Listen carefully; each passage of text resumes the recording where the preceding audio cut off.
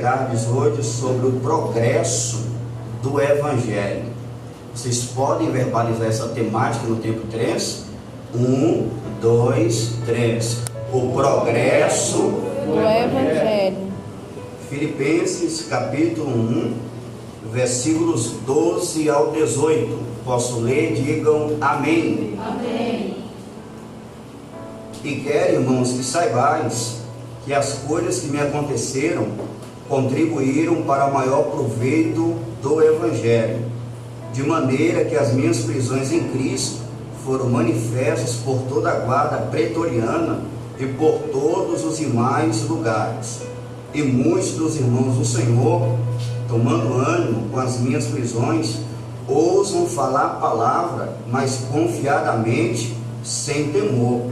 Verdade é que também alguns pregam a Cristo por inveja e porfia, mas outros de boa mente. Uns por amor, sabendo que eu fui posto para a defesa do Evangelho, mas outros, na verdade, anunciam a Cristo por contenção, não puramente, julgando acrescentar aflição às minhas prisões. Mas que importa, contanto que Cristo seja anunciado de toda maneira, ou com fingimento, ou em verdade.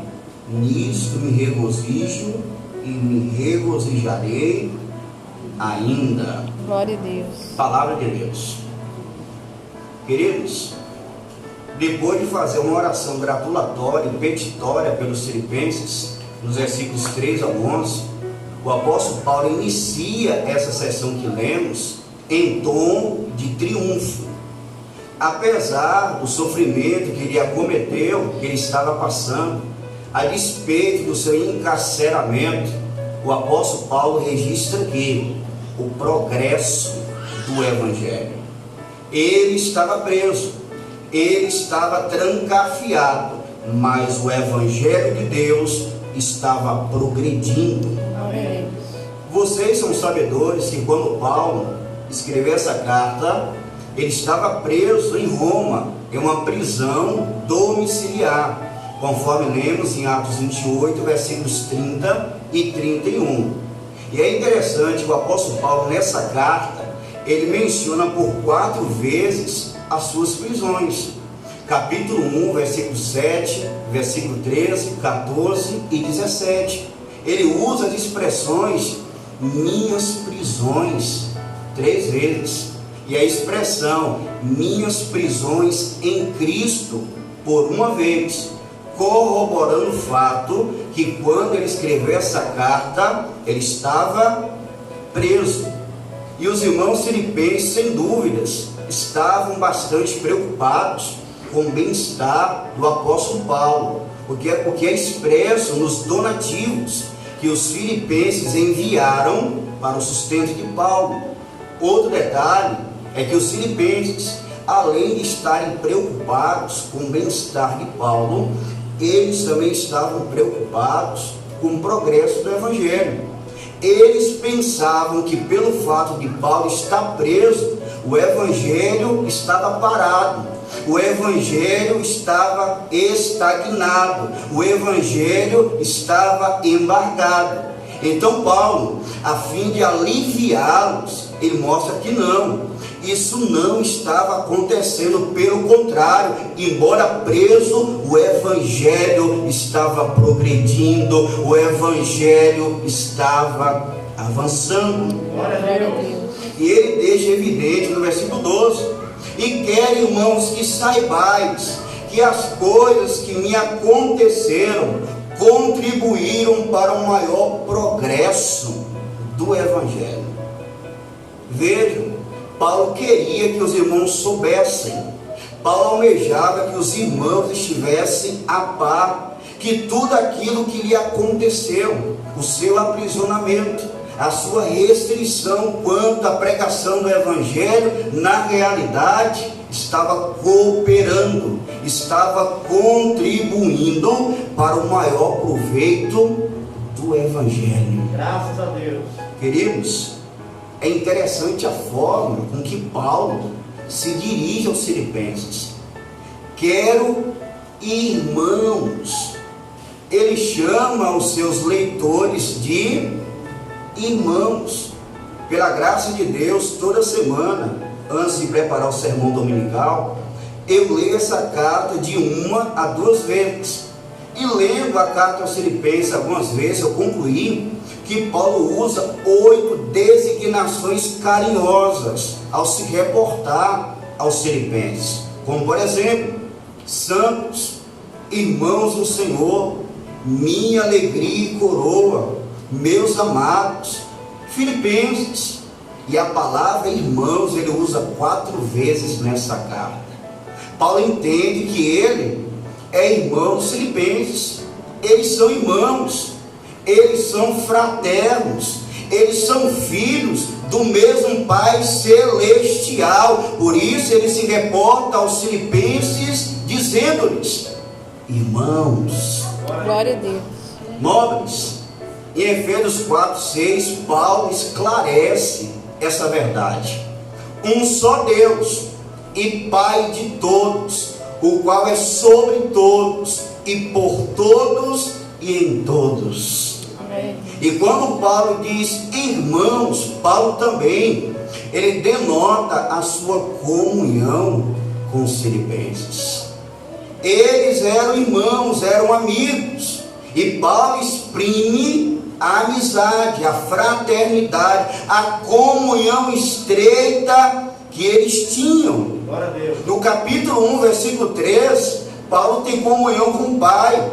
Dou graças a meu Deus. Mas aqui, ao chamar os filipenses de irmãos, ele está dizendo: eu tenho comunhão com vocês também. Glória a Deus. Ou seja, Paulo tem comunhão com Deus, mas também tem comunhão com seus irmãos. Queridos, esse é o ensino cristalino do Novo Testamento. Não tem como uma pessoa dizer que tem comunhão com Deus, mas vive em inimizade com o irmão. Segundo a Sacrossanta, aqueles que têm comunhão vertical com Deus, também têm comunhão horizontal com seus irmãos. Amém. Glória a Deus. Ouçam 1 João capítulo 1, versículo 7. Se andarmos na luz, como na luz ele está, temos comunhão uns com os outros, e o sangue de Jesus Cristo, seu Filho, nos purifica de todo o pecado. Se você verdadeiramente tem comunhão com Deus, você deve ter comunhão com seus irmãos na fé. Glória a Deus. Assim sendo, precisamos nos conscientizar que esse pensamento de picuinha, de inimizade com os irmãos na fé é antibíblico. Aqueles que estão em Deus, amém, aqueles que têm Deus por Pai, irá primar, irá perseguir por uma comunhão estreita com os filhos de Deus, seus irmãos. Amém. E Paulo queria: eu quero que vocês fiquem cientes, eu quero que vocês estejam cônscios que as coisas que me aconteceram, a minha prisão, a minha restrição para pregar o Evangelho, queridos, não se preocupem não. Isso na realidade não foi uma barreira para o Evangelho, pelo contrário, Deus usou a minha prisão, Deus usou as minhas circunstâncias e fez o Evangelho progredir, Ele fez o Evangelho avançar. Sabe por quê, igreja? Porque o Evangelho não é do homem, o Evangelho é de Deus. Glória a Deus. Graças a Deus. A palavra Evangelho aparece nessa carta, sabe quantas vezes? 9 vezes. Paulo estava compromissado com o Evangelho estava avançando. A palavra, irmãos, progresso, interessante no grego, ela significa um avanço pioneiro. É uma palavra militar grega que se referia aos engenheiros do exército que iam na frente das tropas, abrindo caminho, conquistando novos territórios. Então, progredir é ir para frente. Embora preso, o Evangelho está indo para frente. O Evangelho está avançando, o Evangelho está progredindo, e o apóstolo Paulo, ele se alegrava muito com esse fato. Glória a Deus. Eu quero, irmãos, que vocês saibam disso. O Evangelho não está parado coisa nenhuma. Eu estou preso aqui, mas o Evangelho está crescendo mais e mais. Glória a Deus. Queridos, isso é muito importante para nós outros. Aprendemos, portanto, que Deus, ele pode usar o nosso sofrimento, a nossa situação, para fazer maravilhas na face da terra. Amém. Deus, ele pode lançar mão da sua dor, do que você tem passado hoje, e fazer grandes coisas na sua vida e através da mesma. Susan Wesley, por exemplo, uma mulher piedosa, crente, criou 19 filhos em uma época muito difícil. Não havia eletrodomésticos, não havia fraldas descartáveis, mas Susan Wesley, ela cuidou muito bem dos seus 19 filhos. Maravilha. Dessa família numerosa, Deus levantou John Wesley e Charles Wesley, cujos ministérios estremeceu com as ilhas britânicas. Deus levantou John Wesley, Charles Wesley, e desencadeou um grande avivamento na Inglaterra. Deus usou a situação de Susana Wesley, levantou 2 dos seus filhos e fez maravilhas na Inglaterra. Eu quero te dizer nessa noite de domingo, que Deus pode muito bem, em sua grandeza e sabedoria, usar a sua situação para fazer maravilhas na sua vida e através da sua vida. Glória a Deus. Obrigado, Senhor. Paulo está preso, mas o Evangelho estava progredindo. Glória a Deus. Isso alegra o seu coração, irmãos? Aleluia. Agora, a partir do versículo 13 ao 18, Paulo destaca 3 exemplos do progresso do Evangelho. Exemplo de número 1: através das prisões de Paulo, o Evangelho alcançou a guarda pretoriana. Versículo 13: de maneira que as minhas prisões em Cristo foram manifestas por toda a guarda pretoriana e por todos os demais lugares. Vocês perceberam como Paulo começa o versículo 13? De maneira que as minhas prisões. Ele se refere às suas prisões como suas minhas prisões em Cristo. Ele nunca se coloca em seus escritos como uma pessoa que era prisioneira de César.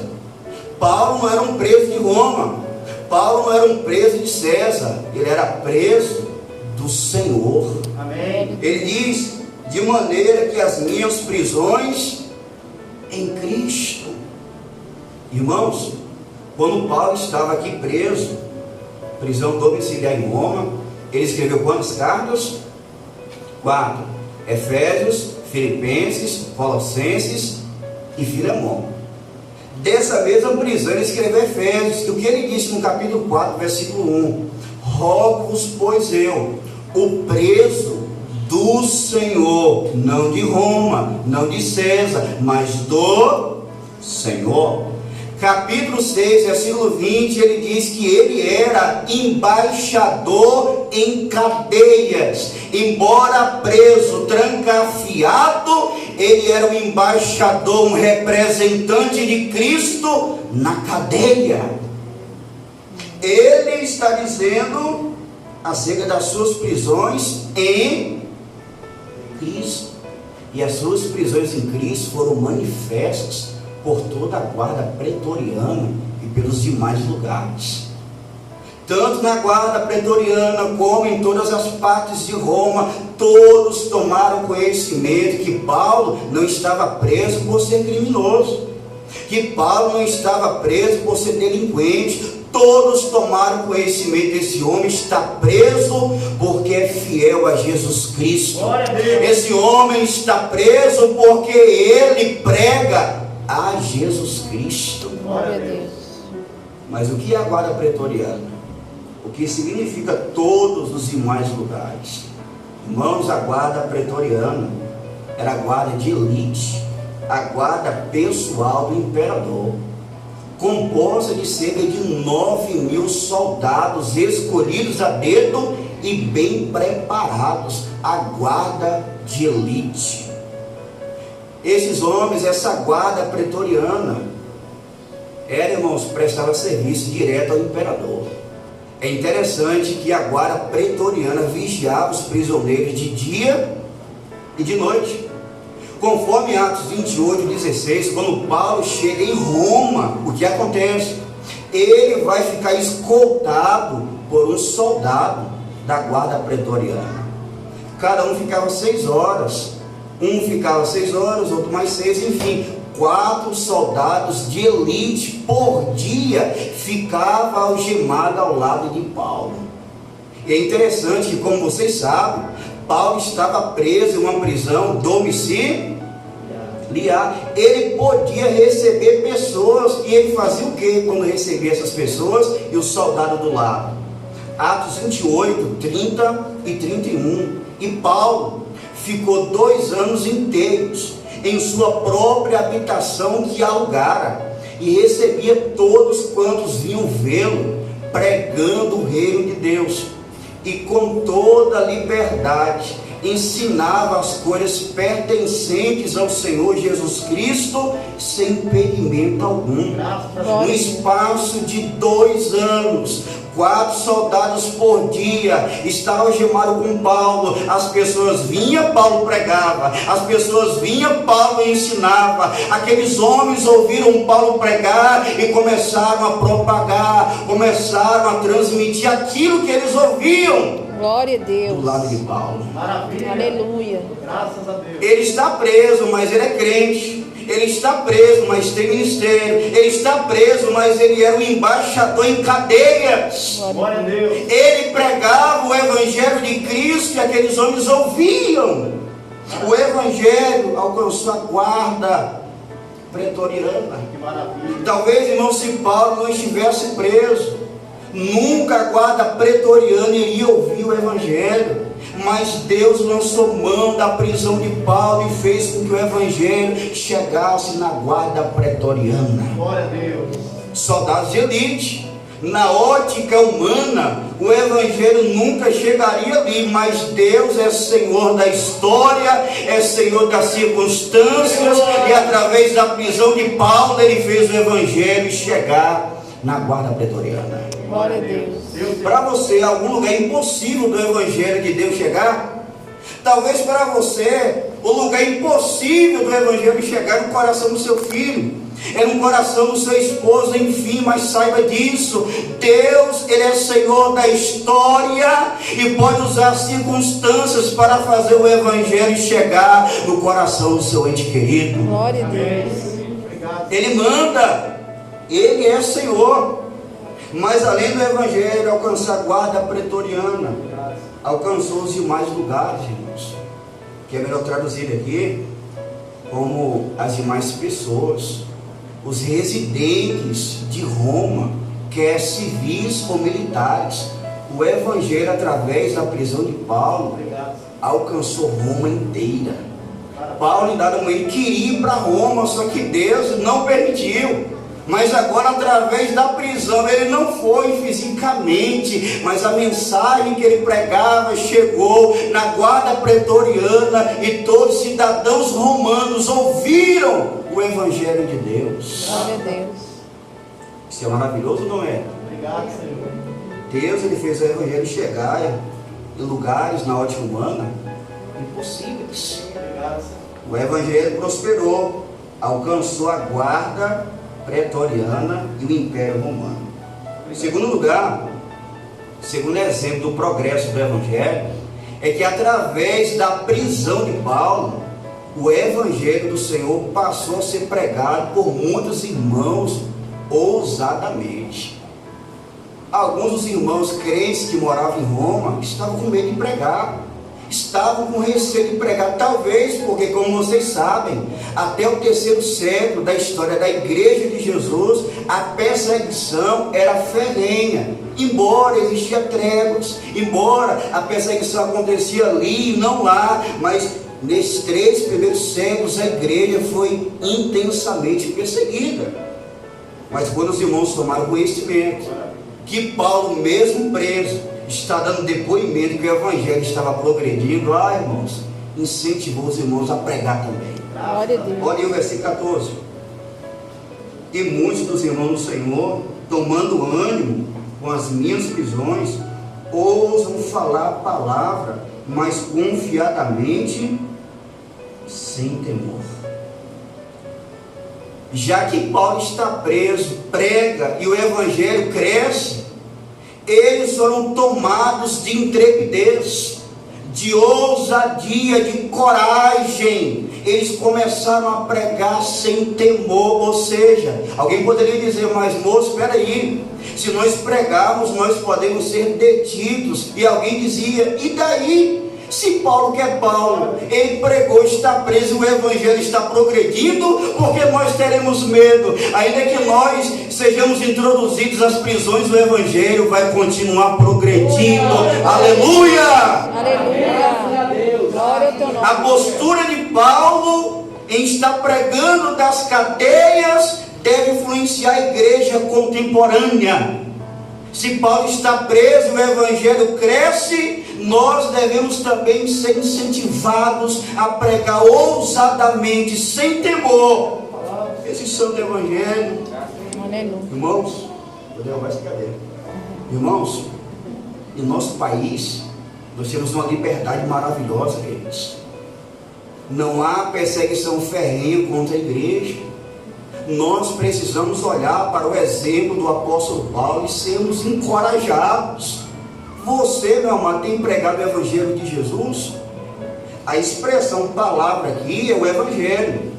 O verbo pregar significa tanto uma conversa pessoal como uma pregação pública. Nós, como crentes em Jesus Cristo, devemos pregar o evangelho, amados. Amém. Do evangelho depende o ser humano para se salvar. Os homens estão caminhando a passos largos para o fogo do inferno. Os homens que não têm compromisso com Cristo vão perecer, estão sucumbindo. Mas a igreja tem a mensagem do evangelho, a mensagem poderosa, virtuosa, que pode mudar o itinerário, a vida do homem, da mulher, seja ele o mais vil pecador. A igreja tem a mensagem, tem que pregar a mensagem. A igreja não pode parar, a igreja não pode estagnar. A igreja tem a palavra da verdade que pode salvar os homens. Glória a Deus. Não seja egoísta. Um dia você estava perdido, trancafiado, vendido ao pecado. Alguém bondosamente, na simplicidade ou erudição, te pregou o evangelho. Você creu no evangelho.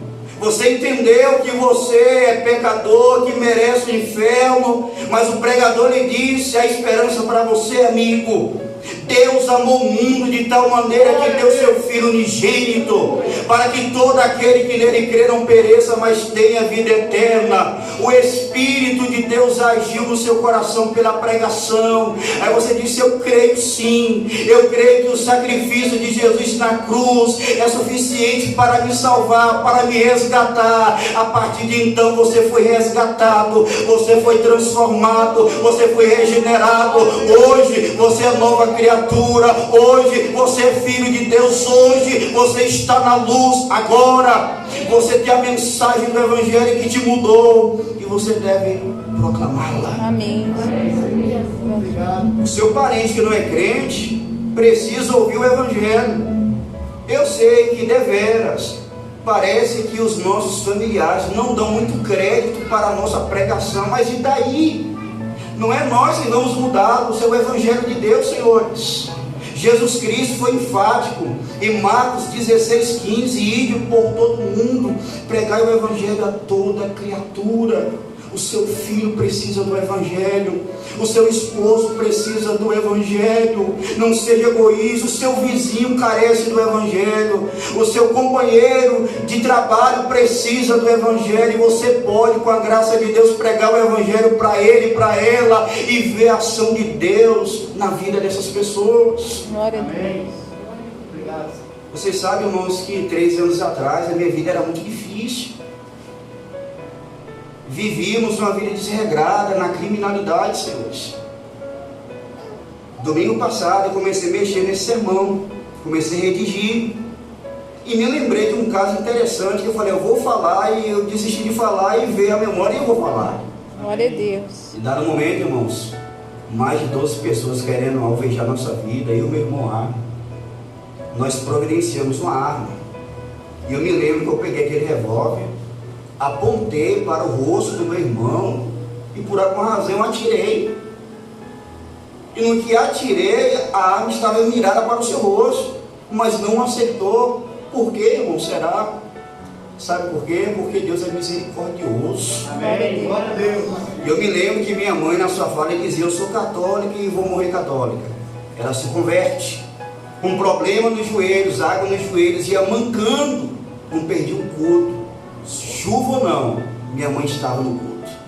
E ela orava incansavelmente, Deus se apiedou, irmãos. Ela dava exemplo de vida, ela pregava para nós, ela nos orientava de tal maneira que o Espírito de Deus agiu em nosso coração. Glória a Deus. O Evangelho, irmãos, é poderoso. O Evangelho é poder de Deus para a salvação de todo aquele que crê. Então, senhores, vamos pregar o Evangelho? Amém.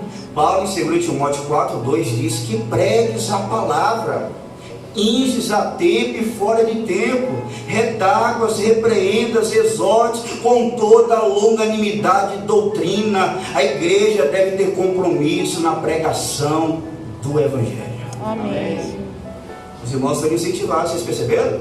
Porque Paulo está animado lá na prisão, falando que o Evangelho está progredindo. Nós vamos pregar também. Os irmãos passaram a pregar ousadamente a palavra de Deus.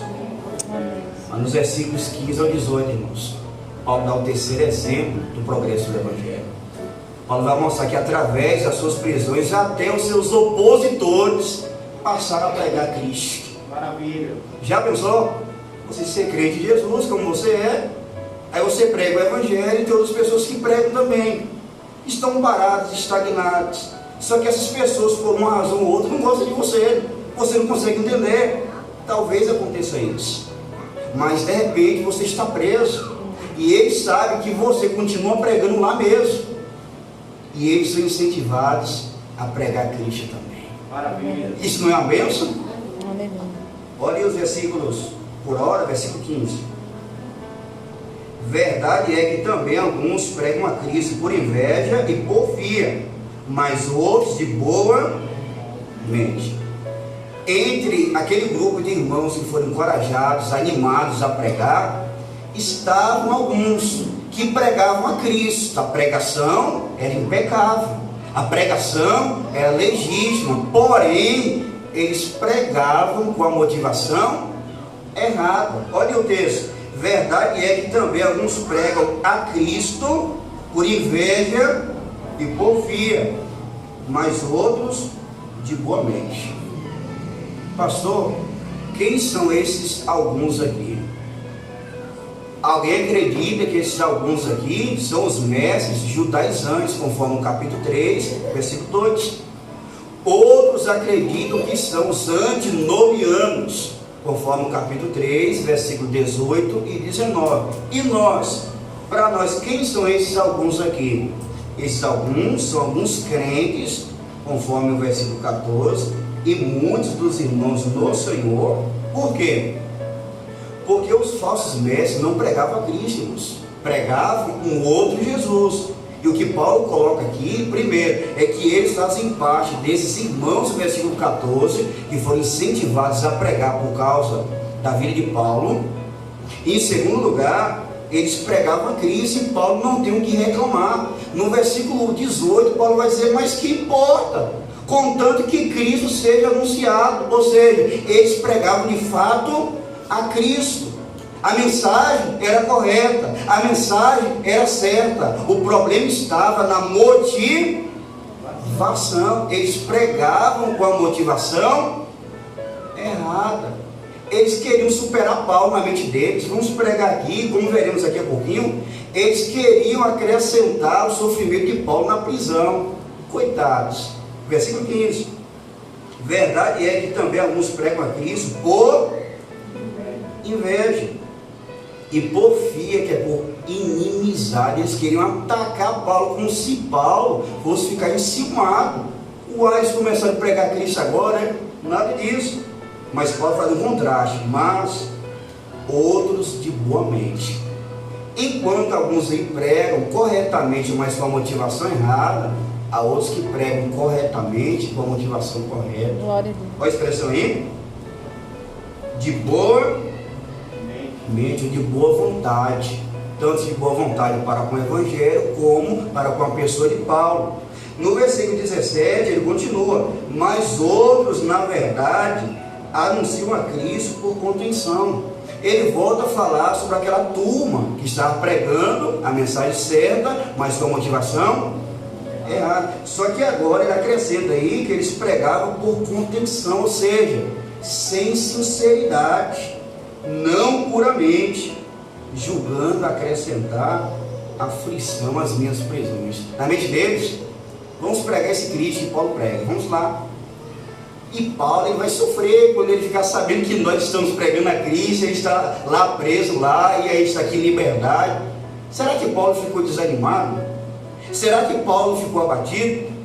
Antes de vermos isso, cabe aqui para nós uma reflexão. Queridos, vocês sabiam que nós podemos fazer a obra de Deus corretamente, mas com a motivação errada? Então me permita algumas perguntas, por favor. O que te motiva a fazer o que você faz na obra de Deus? Se é que você faz alguma coisa. O que te motiva? Você faz a vontade de Deus com que motivação? Para trazer discórdia? Para trazer inveja no coração de alguém? Eu vou fazer, eu não quero nem fazer, mas eu vou fazer para fulano ficar com raiva de mim. O que te motiva a realizar a obra de Deus, senhores?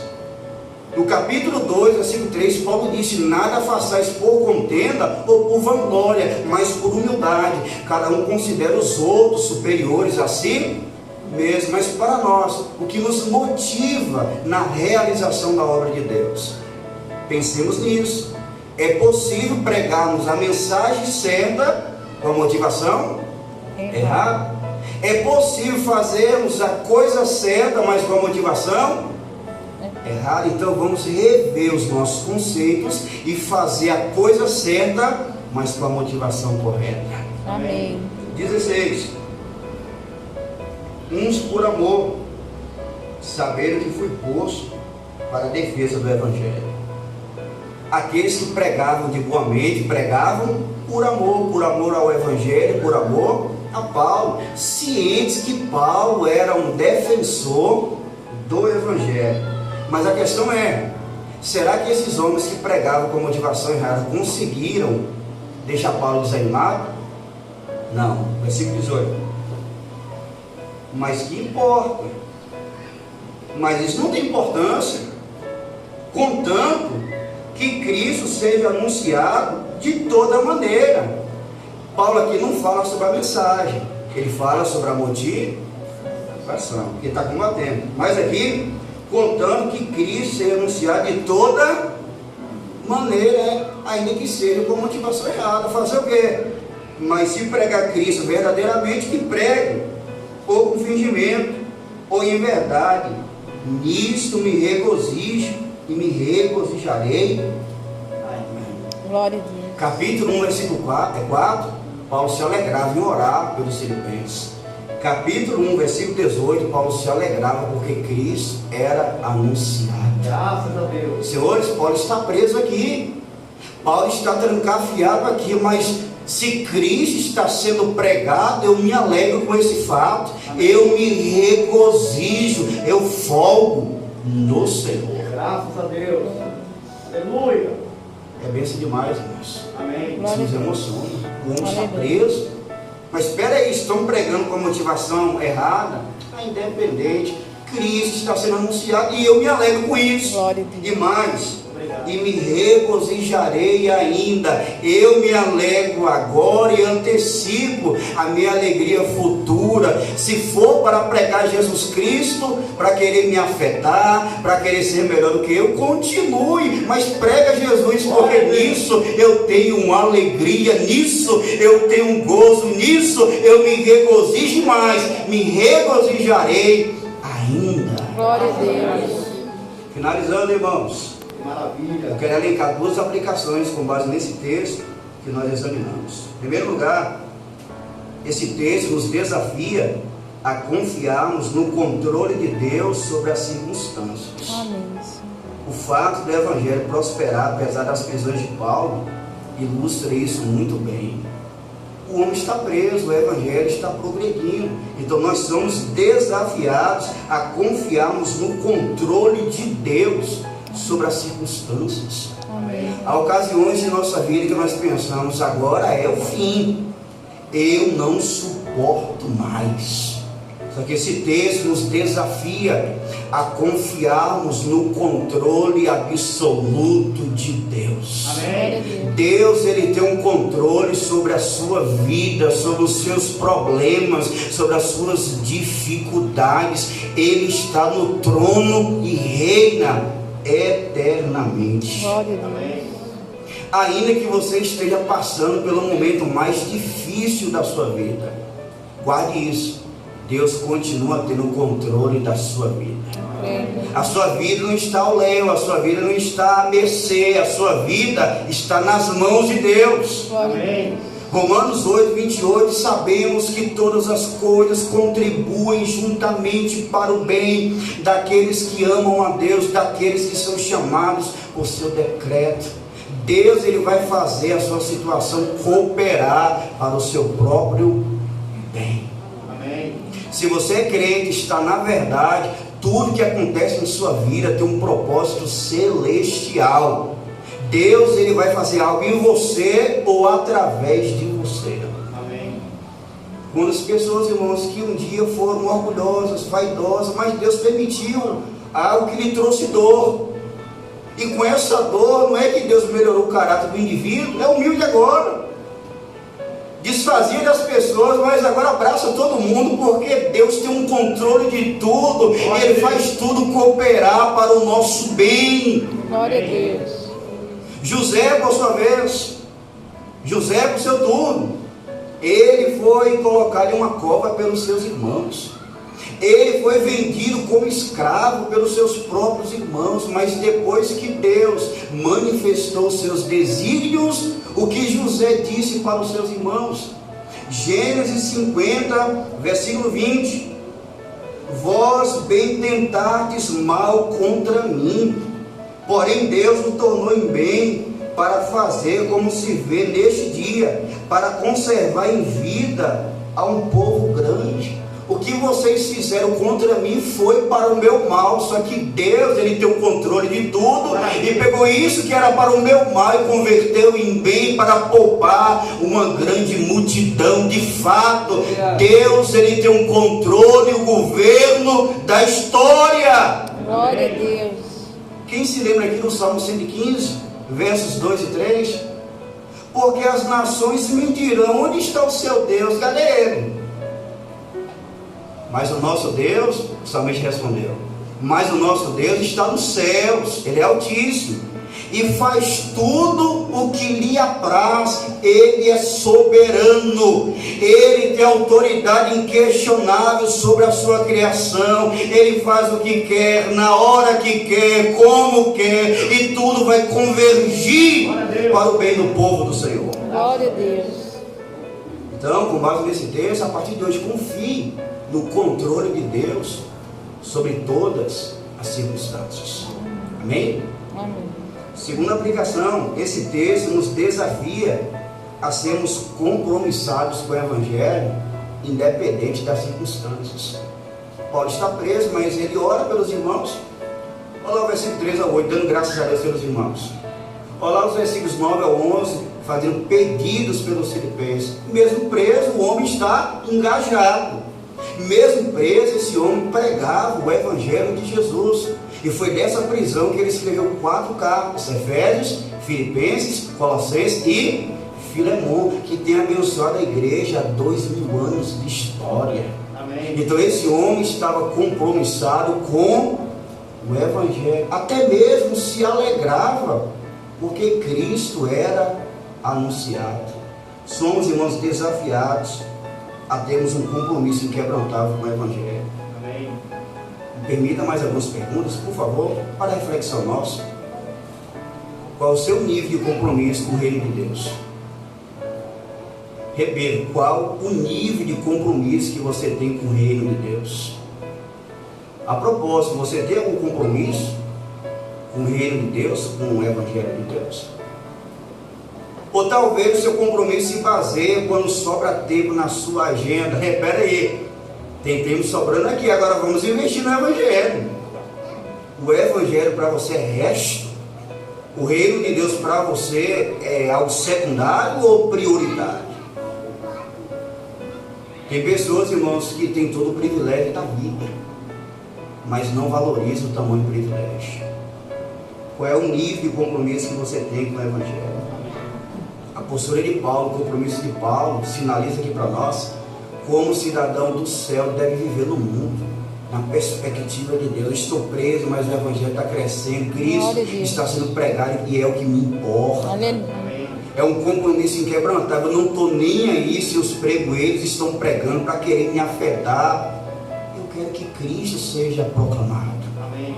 Isso é compromisso inquebrantável com o Evangelho. Tem pessoas que ficam animadas, só que é uma suposta animação. Passou tanto tempo, eu estou animado agora, eu vou. É questão de dias. Cadê o compromisso com o Evangelho?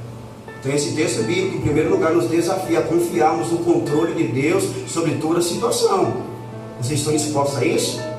Amém. E o segundo desafio que esse texto nos apresenta aqui é que nós, irmãos, devemos viver uma vida compromissada.